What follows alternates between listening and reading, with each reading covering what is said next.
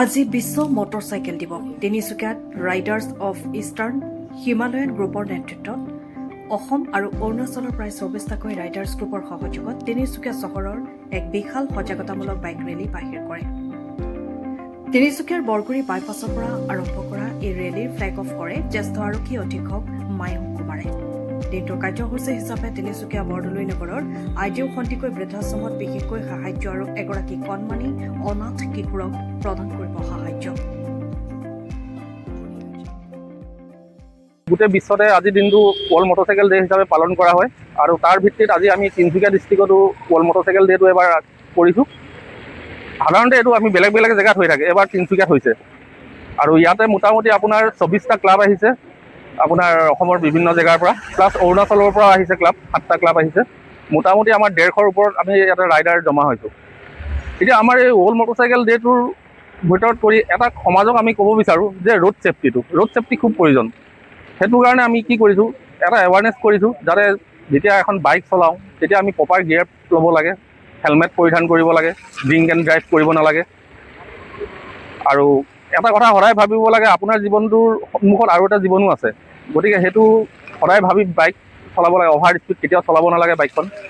তেনেধৰণে আমি এৱাৰনেছ কৰিছোঁ। প্লাছ আমি বৰদলৈ নগৰত এটা আপোনাৰ ৱৰ্ল্ড অল্ড এজ হোম আছে, সেই তাতো আমি তেওঁলোকক কিছুমান চেৰিটি কৰিম। তেওঁলোকৰ যি ৰেচন পাতি আমি দিম 1 মাহৰ, প্লাছ আপোনাৰ তেওঁলোকৰ হেল্থ চেকআপ হ'ব, আই চেকআপ কৰিম আৰু আপোনাৰ তেওঁলোকৰ যিখিনি নিত্য নৈমিত্তিক ব্যৱহাৰ কৰি থকা বস্তু আমি সেইখিনি তেওঁলোকক আজি দিম। তাৰপিছতে আমি বৰগুৰিত এটা অনাথ ল'ৰা এটা আছে, তেওঁৰ মাক দেউতাক নাই, খুব সৰু ল'ৰা, তাৰো কিছুমান প্ৰয়োজনীয় বস্তু আমি তাত দিম। তাৰপিছত আমি গোটেই ৰাইডাৰ্ছখিনি গুইজানলৈ যাম। গুইজানত গৈ আমাৰ ফিউচাৰ কি প্লেনিং আছে, আমি ধৰক কেনেকৈ সৰু সৰু কামেদিৰ মাজতে সমাজৰ বাবে আমি কাম কৰিব পাৰোঁ, সেইখিনিৰ ওপৰত আমি তাতে এটা আলোচনা কৰিম।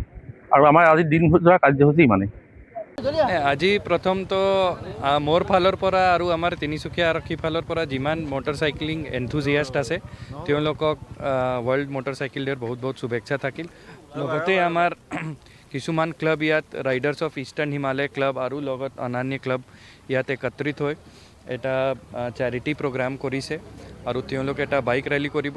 তো তেওঁলোকে দি আমাৰ তিনিচুকীয়া যিমান বাসী আছে, বিশেষকৈ যুৱা প্ৰজন্ম, তেওঁলোকৰ আপিল থাকিল যে ভালকৈ নিজৰ যিটো পেশ্যন আছে সেইটো ফ'ল' কৰিব লাগে, কিন্তু যেনেকুৱা তেওঁলোক প্ৰফেচনেলি নিজৰ ছেফটিৰ চাই প্ৰপাৰ গিয়াৰ পিন্ধে, হেলমেট পিন্ধে, শ্বুজ পিন্ধে, এনেকুৱা প্ৰপাৰলি ট্ৰেফিকৰ যিমান ৰেগুলেশ্যন আছে এইটো মানি যান বাহন চলায়, তেনেকুৱা সকলৰ আমাৰ যিমান যুৱা আছে তেওঁলোকো তেনেকুৱাই ভালকৈ ছেফটি লৈ গাড়ী চলাব লাগে, বাইক চলাব লাগে। আপোনালোক গম পায় আজিকালি অকণমান এক্সিডেণ্টটো বাঢ়ি আছে। আমাৰ ফালৰ পৰা আমি সদায় চেষ্টা কৰি আছোঁ যে এক্সিডেণ্ট কমে, তথাপিও আমি যিমান এক্সিডেণ্টত পাওঁ, হেলমেট নিপিন্ধে, অভাৰ স্পীডিং কৰে, কেতিয়াবা ড্ৰাংক এণ্ড ড্ৰাইভিং কৰে। তো এইবোৰ যিটো ৰোড ছেফটি ৰিলেটেড যিমান আৱেৰনেছ লাগে, এইটো তেওঁলোকৰ যোগেদি আমি এটা মেছেজ দিব খোজোঁ নতুন প্ৰজন্মক কি ৰোড ছেফটি মানি